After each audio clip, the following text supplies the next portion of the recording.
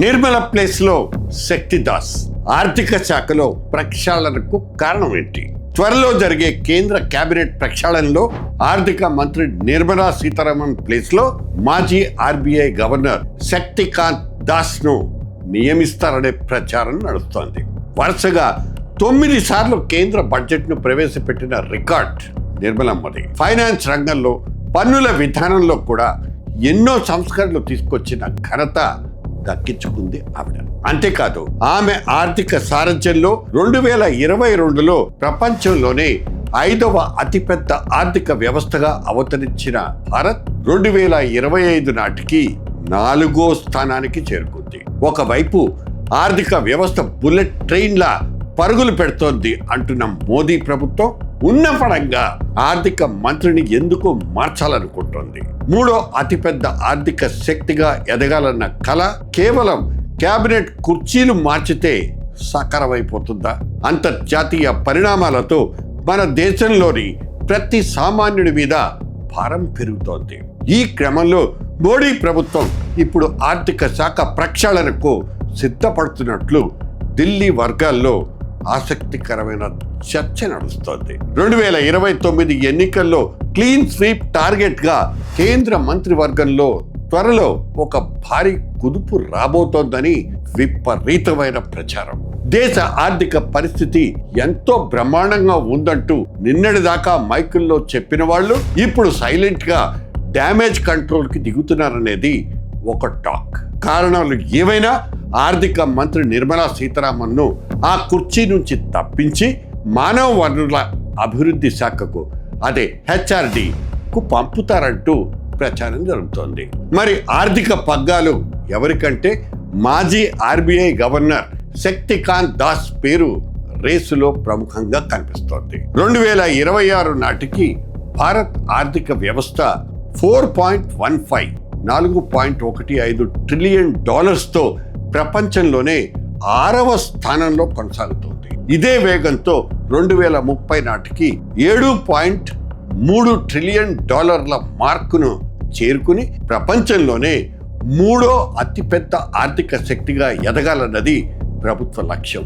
వాస్తవానికి ప్రపంచ దేశాలు ఆర్థిక మాంద్యంతో కొట్టుమిట్టాడుతున్న దశలో మన ఆర్థిక వ్యవస్థ ఒక దశలో రాకెట్లా దూసుకుపోయింది. జపాన్ను వెనక్కి నెట్టి 4 ట్రిలియన్ డాలర్లతో ప్రపంచంలోనే 4వ అతిపెద్ద ఆర్థిక వ్యవస్థగా అవతరించింది కూడా. ఇక 3వ శక్తిగా ఎదగడానికి ఎంతో కాలం పట్టదనే ఊహాగానాలు జోరందుకున్నాయి. మన దేశం త్వరలోనే జర్మనీని కూడా దాటేయటానికి సిద్ధమైందంటూ అంతా అనుకున్నారు. ఇదే వేగంతో ముందుకు వెళ్తే 2030 నాటికి 7.3 ట్రిలియన్ డాలర్ల అంచనా జీడిపితో ప్రపంచంలోనే 3వ అతిపెద్ద ఆర్థిక శక్తిగా ఎదగడం ఖాయమంటూ అంచనా వేశారు. ఈ దశలో మళ్ళీ మన ఆర్థిక పరిస్థితి మీద అనేక గ్లోబల్ పరిణామాలు దెబ్బకొట్టాయి.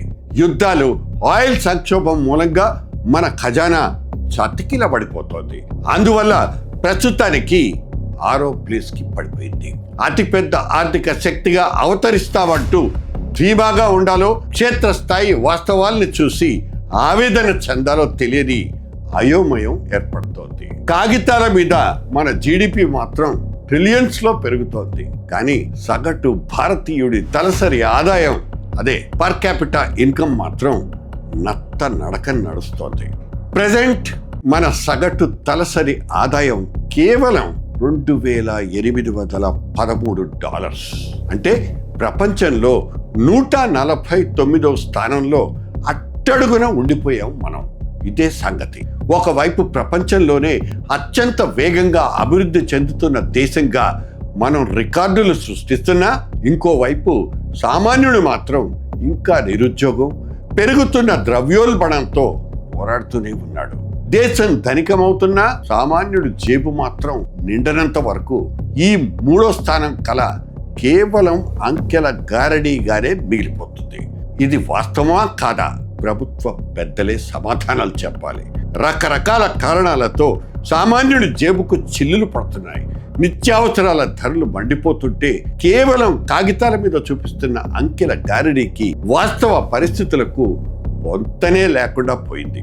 సామాన్యుడికి కావాల్సింది $1 ట్రిలియన్ జీడిపి లెక్కలు కాదు, నెలాఖరకు జేబులో మిగిలే 4 రాళ్లు. ఇదిలా ఉంటే నీట్ పేపర్ లీక్ కుంభకోణంలో దేశవ్యాప్తంగా లక్షలాది మంది విద్యార్థుల జీవితాలతో చెలగాటమాడిన వ్యవహారంలో కేంద్ర విద్యాశాఖ మంత్రి ధర్మేంద్ర ప్రధాన్ మీద కూడా వేటు పడటం ఖాయంగా కనిపిస్తోంది. తప్పులన్నీ జరిగిపోయిన తర్వాత ఇప్పుడు దిద్దుబాటు చర్యలకు దిగడం సామాన్యుల్లో ఎన్నో అనుమానాలకి తావిస్తోంది. ఒకవైపు ఈ మార్పులతోనైనా ఆర్థిక విద్యా వ్యవస్థలు గాడిలో పడిపోతాయని కొంతమంది అంటుంటే, ఇదంతా కేవలం తమ వైఫల్యాల్ని కప్పిపుచ్చుకునే రాజకీయ డ్రామా అనే వాళ్ళు ఉన్నారు. విధానాల్ని సమీక్షించుకోకుండా కేవలం మంత్రుల్ని మారిస్తే ఆర్థిక పరిస్థితి చక్కబడుతుందా? వ్యవస్థలో లోపాల్ని సరిచేయకుండా కేవలం వ్యక్తుల్ని మారిస్తే ఈ దేశ రాత మారుతుందా? ఇది సిస్టంలో కరెక్షన్ కోసం చేస్తున్న ప్రయత్నమా, లేకపోతే తప్పుల్ని ఒకరి ఖాతాలో వేసి ప్రభుత్వం చేతులు దులుపుకునేటువంటి ఆలోచన? అనుభవాలు అనేకమైన ప్రశ్నలు, ఎన్నో క్వశ్చన్స్ ని లేవనెత్తొచ్చు. కానీ కొన్ని ప్రశ్నలకు కాలమే జవాబు చెప్పాలి. Time alone holds the answers to some questions.